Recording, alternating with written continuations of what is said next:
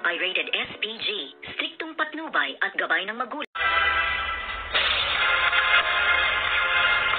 Good evening and welcome sa aking munting channel. At itong ang si Roda ay nakipagkita sa kanyang pinsan na isa ring small business ang kanyang negosyo. At dito nga ay sinabi ng kanyang pinsan na kailangan niya ng karagdagang capital dahil meron siyang isang planong buksan na isang negosyo na housing sa parte nga ng Laguna, kung kaya't kinausap niya nga at nilapitan itong si Roda. At ang tanong nga naman dito ni Roda ay baka naman iskamen at magkano ba ang kailangan mong pera.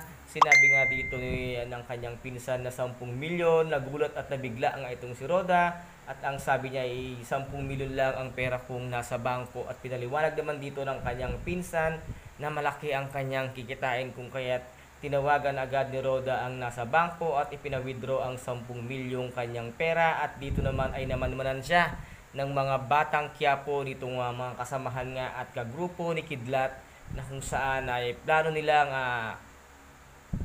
kuhanin or nakawin ang mga perang in-withdraw nga dito ni Roda.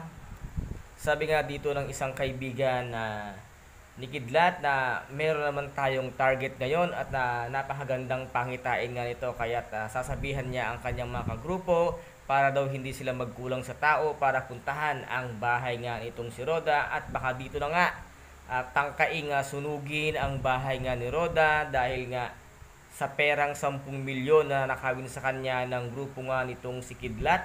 At dito nga naman ay itong si David ay niregaluhan ng kanyang lolo Julio ng isang mamahaling kotse, na kung saan ay tuwang-tuwa naman itong si David. Hanggang saan ang kasiyahan mo, David, sa pagpapanggap mo bilang isang tanggol para makamit mo lamang ang iyong luho sa iyong katawan. Once na nalaman ito na sila ay pinagluloko mo lamang, humanda ka at buhay mo ang magiging kapalit ang lahat ng iyan. At dito po, ano kaya ang mangyayari kay Roda once na manakaw na ang winidro niyang 10 milyong piso nitong sila Kidlat? At ano kaya ang magiging buhay niya sa kalye once na walang-wala na siyang pera? Sino kaya ang kanyang lalapitan sa ngayon? At ito po ang ating pakaaabangan ngayon dito nga sa tinaguriang pambansang teleserye FPJ ang Batang Quiapo. At kung nagustuhan po ninyo ang aking video for today,